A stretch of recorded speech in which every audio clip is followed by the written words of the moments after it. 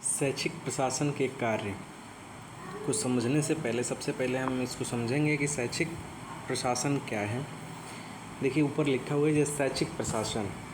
शैक्षिक प्रशासन दो शब्द से मिलकर बना है, शैक्षिक दूसरा प्रशासन। अगर शैक्षिक तो सब लोग हर कोई समझ रहा है कि शैक्षिक मतलब शिक्षा से संबंधित हो गया। प्रशासन भी दो एक उपसर्ग लग के प्रशासन बना है। शासन का अर्थ होता है आदेश देना, निर्देश देना, कंट्रोलिंग, मतलब कहने का मतलब शासन करना किसी चीज़ के लिए। प्र उपसर्ग जुड़ जाने से एक विशेष प्रकार का ध्वनि देता है, विशेष प्रकार का एक अर्थ देता है जो जिसे विशेष प्रकार से शासन किसी भी क्षेत्र में किया जा सके। तो इस प्रकार प्रशासन एक प्रक्रिया है। तो हमको पढ़ना है शैक्षिक प्रशासन के कार्य। तो शैक्षिक प्रशासन को समझने के लिए शैक्षिक प्रशासन के मुख्य रूप से 3 प्रकार होते हैं।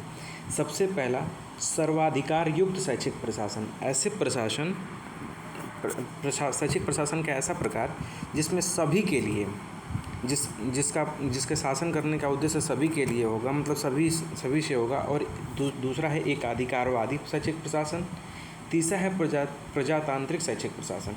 यानी हम शैक्षिक प्रशासन को हम 3 प्रकार से हम पढ़ सकते हैं, 3 प्रकार से इसका उपयोग देखते हैं।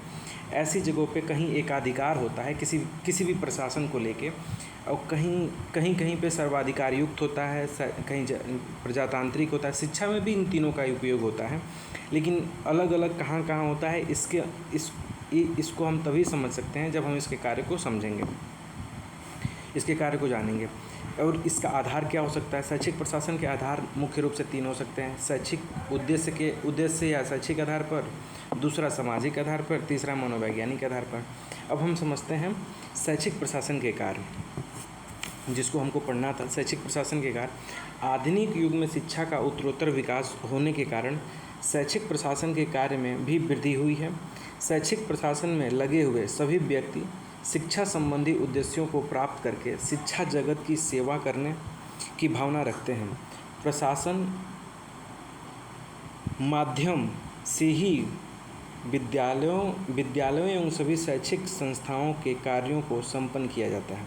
यानी कहने का मतलब प्रशासन के माध्यम से ही विद्यालयों के सभी शैक्षिक संस्थाओं के कार्य, मतलब जो विद्यालय के जो भी कार्य हो वो प्रशासन के माध्यम से ही क्रियान्वित किए जाते हैं। शैक्षिक प्रशासन के कार्य की संख्या अधिक है, परंतु कुछ विद्वानों द्वारा अलग अलग बताया गया है। और कुछ इस प्रकार हैं। कुछ अलग अलग विद्वानों ने अपने अनुसार अलग अलग इसके कार्य बताए हैं, परंतु मुख्य रूप से हम दो बताएंगे। एक सीयर्स के अनुसार, सीयर्स ने शिक्षा के 5 कार्य को महत्वपूर्ण माना है। अपनी पुस्तक में, इनकी पुस्तक थी जिसमें उन्होंने वर्णन किया the nature of the administration process. पहला उन्होंने कार्य माना प्लानिंग करना, फिर संगठन बनाना यानी ऑर्गेनाइजेशन तैयार करना, फिर उसे निर्देश देना, फिर उसके साथ कोऑर्डिनेशन करना, फिर कंट्रोल करना। यानी 5 स्तंभ बताए हैं सीयर्स ने 5 स्तंभ बताए हैं किसके? शैक्षिक प्रशासन के। वहीं लूथर गुलिक ने भी इसी प्रकार सिद्धांत का समर्थन करते हुए उन्होंने पोस्ट कार्ब नाम के एक सिद्धांत का वर्णन किया, जिसमें पोस्ट कार्ब में POSTCORB है, यहाँ पे O है, पोस्ट कार्ब।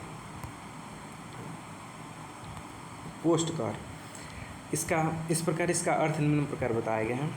पहला पोस्ट कार्ब में पहला P का अर्थ है आयोजन यानी प्लानिंग, यानी योजना बनाना, पहले योजना बनाना। फिर दूसरा क्या है? ऑर्गेनाइजेशन यानी संगठन तैयार करना। और तीसरा है कार्मिक व्यवस्था यानी स्टाफिंग करना। सबसे पहले प्लानिंग करना, फिर ऑर्गेनाइजेशन तैयार करना, फिर स्टाफिंग करना, फिर निर्देश देना, फिर डायरेक्शन देना, निर्देश देना। फिर अगला उन्होंने बताया नियंत्रण करना, जो डायरेक्शन दिया है उस पर नियंत्रण भी रखना कि कैसा है, कैसे काम चल रहा है। फिर समन्वय करना, कोऑर्डिनेशन स्थापित भी करना, फिर रिपोर्टिंग भी करना और बजट तैयार करना। ये मुख्य रूप से इनके कार्य माने गए हैं शैक्षिक प्रशासन के। शैक्षिक प्रशासन के कार्य इन्होंने 8 बताए। आयोजन यानी planning, organisation, staffing, direction, controlling, coordination, reporting, budgeting.